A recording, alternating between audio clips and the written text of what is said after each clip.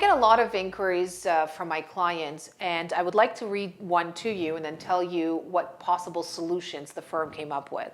So this client wrote to the firm, and I quote, "Hello, I would like to explore the possibility of buying a business in Canada that would employ one Canadian and myself, and then using that to get PR to settle in Canada permanently.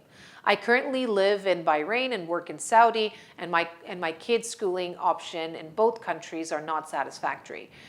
Nothing matters to me in life more than my kids' education. I'm ready to do whatever it takes to give their best education they can get. While my goal are my kids' education, I would like to use the C11 visa option. Am I on the right track? What can you do for me?" So this client obviously has done some research and is aware of some of the acronyms like C11. So let's first discuss what C11 is.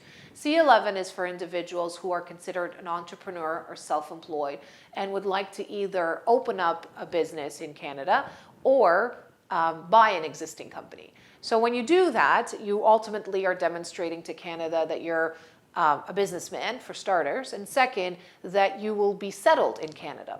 So that's a good option for individuals that have money and that have the ability to buy a business and demonstrate to Canada that they want to come immediately.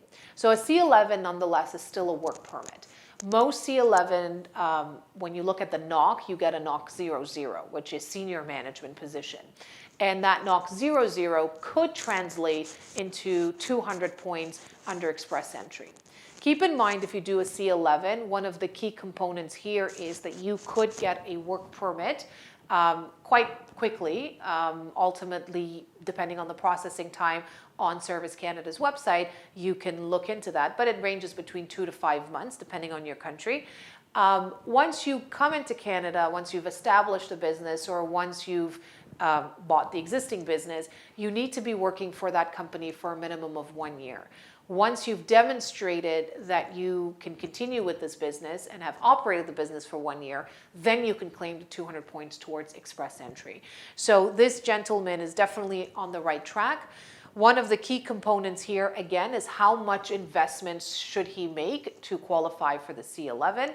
And there's really no number. It all depends on the business. So if he's looking at setting up a brand new business that could be remote, so some businesses today can be operated without an actual location, etc., your costs would be less. So one of the things that's essential to a C11 application is the business plan.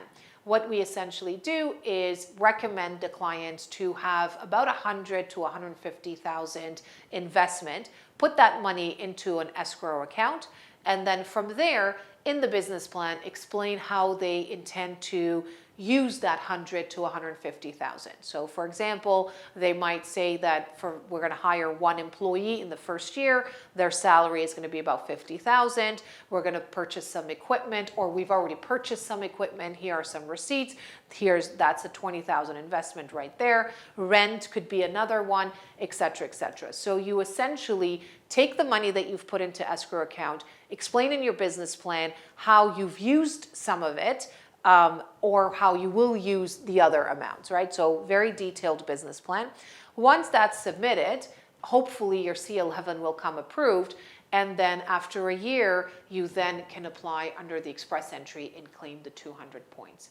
So if you're looking at opening up a business or buying an existing business, C11 could be an option for you, as it is definitely an option for this gentleman. And last thing, to address his kids, that once he gets a work permit, this would be considered a closed work permit, his spouse could get an open spousal work permit, and the kids can get a study permit. Study permit up to high school, so they're still considered minors.